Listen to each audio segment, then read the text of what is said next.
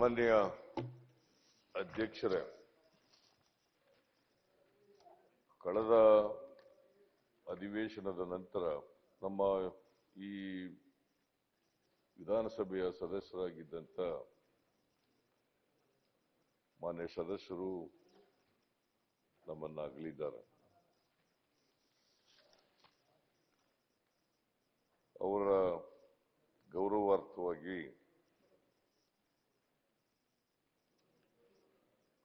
ಇವತ್ತು ಒಂದು ಸಂತಾಪ ಸೂಚನೆಯನ್ನು ತಾವು ಮಂಡಿಸಿದ್ದೀವಿ. ಈ ಸಂತಾಪ ಸೂಚನಾ ನಿರ್ಣಯವನ್ನ ಬೆಂಬಲಿಸಿ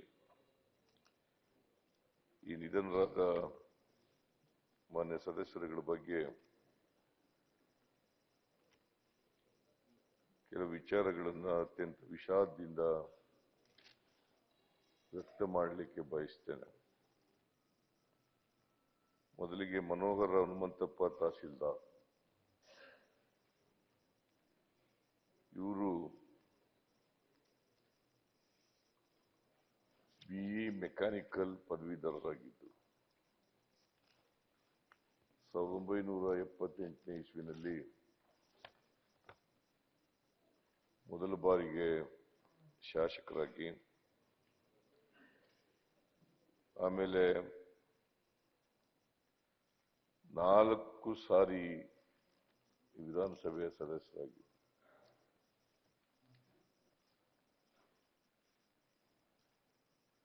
ಆನಗಲ್ ವಿಧಾನಸಭಾ ಕ್ಷೇತ್ರ ಪ್ರತಿನಿಧಿಸ್ತಾ ಇದ್ದರು. ಇವರು 2013ರಲ್ಲಿ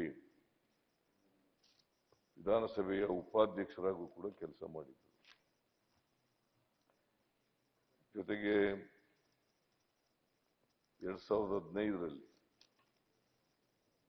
ನಾನು ಮುಖ್ಯಮಂತ್ರಿಯಾಗಿದ್ದ ಸಂದರ್ಭದಲ್ಲಿ ಇವರು ನನ್ನ ಸಚಿವ ಸಂಪುಟದಲ್ಲಿ ಮಂತ್ರಿಯಾಗೂ ಕೂಡ ಕೆಲಸ ಮಾಡಿದರು, ಅಬ್ಕಾರಿ ಸಚಿವರಾಗಿ. ಅಲ್ಲಿ ಖಾಜಾ ಬಂದಾ ನವಾಜ್ ದರ್ಗಾದ ಸೂಫಿಯವರು,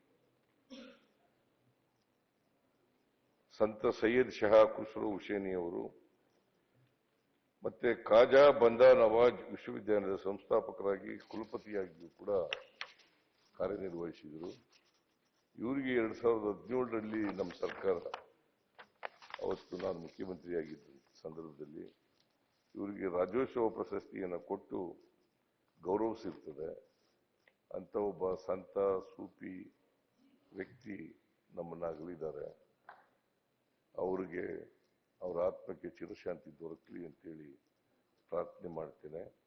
ಇವರೆಲ್ಲರಿಗೂ ಕೂಡ ಅವರ ಕುಟುಂಬ ವರ್ಗದವರು ಅವರಿಗೆ ಸಹಿಸ್ಕೊಳ್ತಕ್ಕಂಥ, ಅವರ ಸಾವಿನ ದುಃಖವನ್ನು ಸಹಿಸ್ಕೊಳ್ತಕ್ಕಂಥ ಶಕ್ತಿ ಕೊಡಲಿ ಅಂತೇಳಿ ದೇವರಲ್ಲಿ ಪ್ರಾರ್ಥನೆ ಮಾಡಿ ನೀವು ತಂದಿರ್ತಕ್ಕಂಥ ಈ ಸಂತಾಪ ಸೂಚಕ ನಿರ್ಣಯವನ್ನು ಬೆಂಬಲಿಸಿ ನನ್ನ ಮಾತುಗಳನ್ನು ಹೇಳಿದ್ದೇನೆ.